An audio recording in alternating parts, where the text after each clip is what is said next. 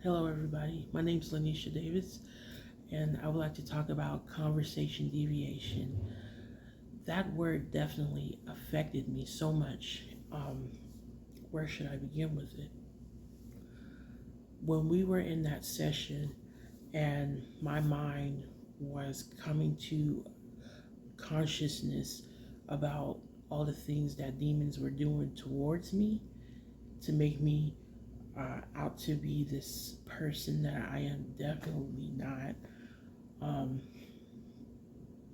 I realized that I have been plagued by demons, not just with conversation, but with uh, with deviations from vain, wicked imaginations.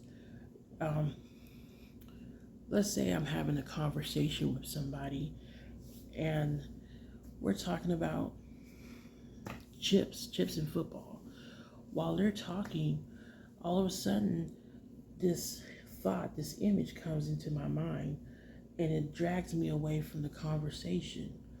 And Yahusha was showing me how um, demons take thoughts, especially in the back of your head, how they take these thoughts and make you start believing in them, hearing from them, and eventually the intimacy, the relationship you're supposed to be having with that person that you were talking about chips and football with is diminished because you were supposed to be in that conversation with them, loving them, and talking about chips and football.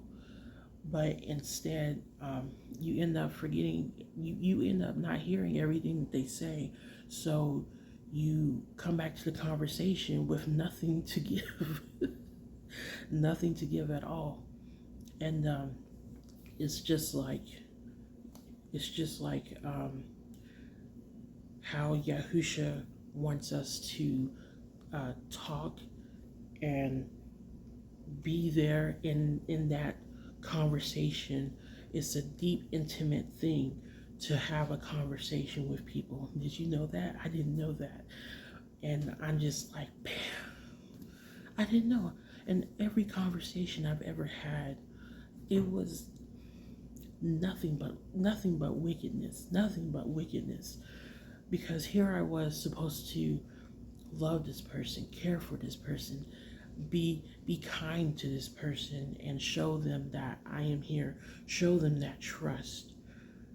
And demons have showed me something different off the course. It's the same thing when you're supposed to have that conversation with Yahusha, but you're allowing the demons to tell you things. You're allowing the worry of the world and what you have to do and this and that to come into the forefront of your mind. How um, how demons had made me to become. So the second time, um, conversation deviation had ended up coming to the forefront of my mind. I had rewatched the video and I just cried and I cried and I cried and I cried.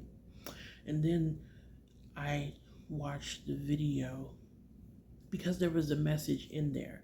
And I didn't know what exactly that message was, but I understood that deep down inside of my heart, I had been a crooked, wicked, evil person. And I had been self seeking. So when I watched Tender Loving Affection, I was realizing something very strong. And my mind opened up and I realized, wow, I am self seeking. I'm self seeking. I don't have a conversation because I'm always looking at myself. I'm always trying to fulfill self ambitions that come from a void that never fills. To have true weight in your heart is to not be anything like that. Basically, not be a narcissist, but you see, The whole point of Yahusha uh, dying on the torture stake and resurrecting on the third day and giving us life, giving us his living water, is so that people like me are able to come out of that oblivious mindset.